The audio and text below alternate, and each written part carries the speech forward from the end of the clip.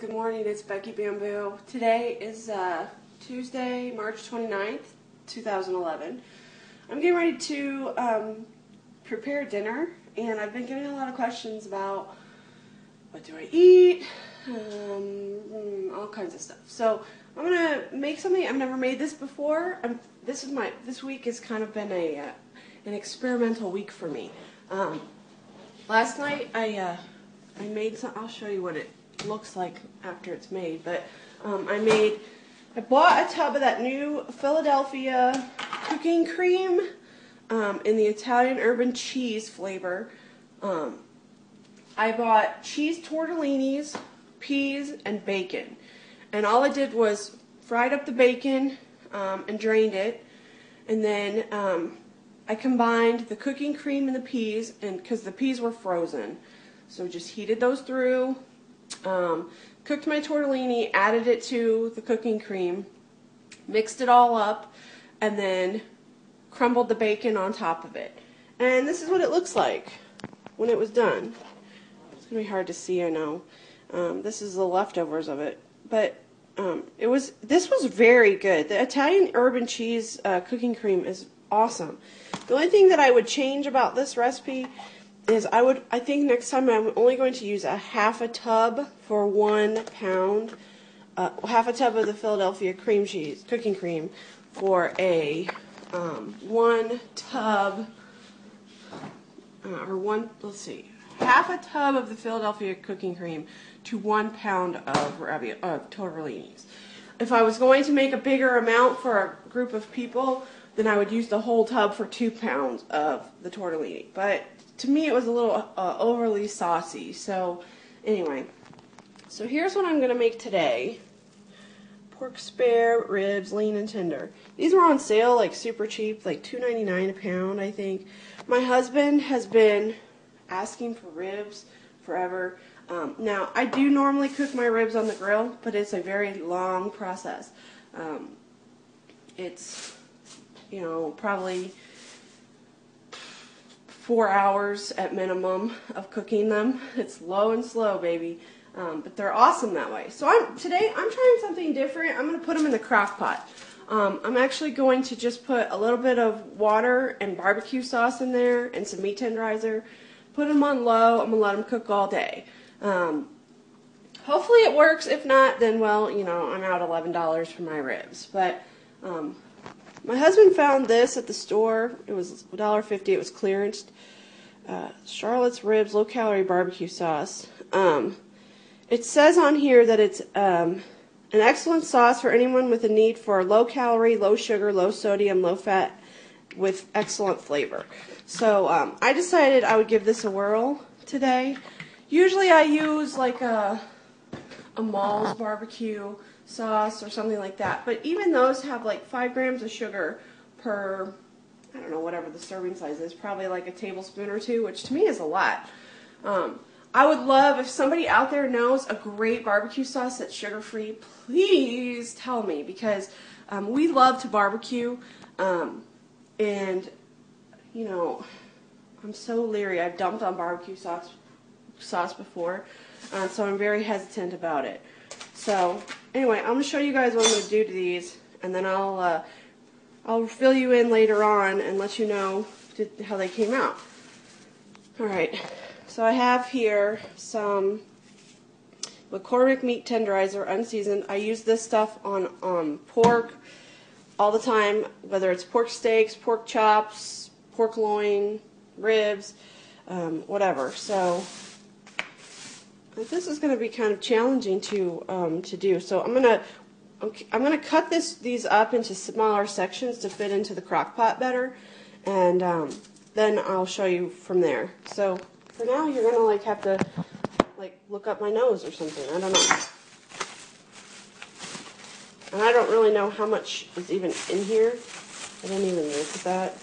I just grabbed the smallest package I could find. So look, some of these are even just like hunks of meat. So my husband will be like overjoyed with that. I kind of screwed this up a little bit. Should have opened my meat tenderizer first, huh? But whatever. We live, we learn. I don't always do things perfectly. But that's what makes me, me! Woohoo! Okay, get this open. I'm actually gonna do this stuff. Normally what I do with this tenderizer is I will poke holes in the meat and then sprinkle it on. It's good with steak too, to help kind of tenderize things. Today, I'm not gonna poke holes. I'm just gonna kind of sprinkle it on. And then I'm gonna lay these pieces in here. I'm try to keep a clean hand this time, at least temporarily. Alright, so now I'm going to take my handy dandy KitchenAid knife. This is a little one, but I have a big one. And I'm going to cut these into a little bit smaller sections because I think it's going to fit in the crock pot a little bit better if I do that. So, crock pot. These I'm just going to lay in and I'll season them once I get them laid in there. So, it's hard to see the bones in these. There we go. How's that plastic bag in your eyes?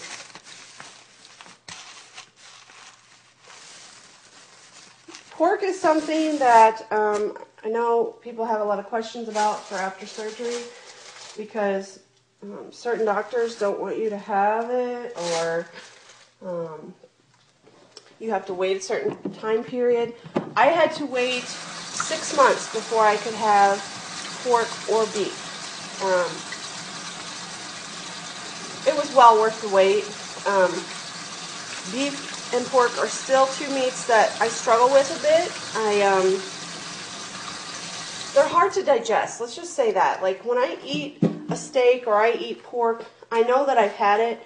It's not necessarily a bad thing, but it's not something I want to eat every day. Let's just put it that way. All right, so here's the crock pot. I use these crock pot liners. Keeps everything from sticking and from like you having to do like hours of whatever cleanup on your crock pot. All right, so then I just put a little bit of water in a cup. And I'm actually just gonna pour it in. I think this might help kind of keep them moist. I really don't know. This is not a recipe. This is just me making this up. But we'll see. I know that other recipes I've made in the crock pot, like what else? Italian beef or something like that. I add water into it just to kind of keep the meat moist, and that seems to work just fine. So I thought, okay, let's try it with this. Oh, this barbecue sauce smells really good. Alright, so now I'm just going to take the sauce and I'm just pouring it in. I am not measuring this because I think at the end of the day, a lot of this is going to kind of cook down, and I got to remember that there's actually, there's meat underneath. I know you can't see this very well. There we go. There's actually a whole pile of meat underneath this section that's on top here. So I want to make sure there's enough sauce that we can kind of manipulate them around a little bit later. I think I'm going to stop there. I can always add more sauce in throughout the day if I need to. So then I'm just going to set it on low. Put the lid on it. Like this. Flip this out because I kind of got tucked under. And that's it. I'm going to let them cook all day. It's like, what time is it? 9:08 a.m. So it's early in the morning, and those will cook until dinner time. So hopefully, good Lord willing, they'll come out fabulous, and my husband will be like, "Oh my God, you're a brilliant chef." I love when he says that. He'll when I make something he really loves, like, oh, he hums and haws and makes all kinds of great noises when we have dinner. That's the one thing I do love about my husband, is that he's very honest with you in terms of food. Like, he is not afraid to say, I really didn't like that. And he's also not afraid to try things. He trusts me enough to know that I don't make things that I know he doesn't like. Like, I like a lot of veggies, and I would do more with veggies, but he's really limited on what he likes. So he hates peppers.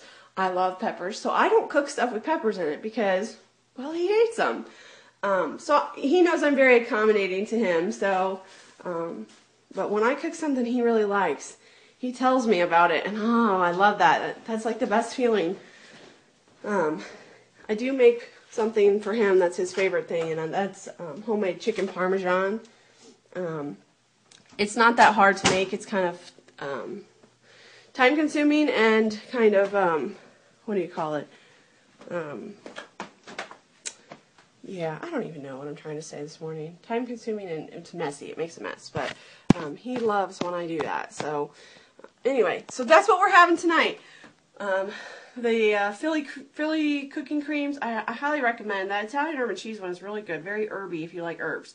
And makes a super quick and easy meal. I mean, I threw dinner together in about 15 minutes yesterday. That was all. So, anyway, I will let you guys know later on tonight how this comes out.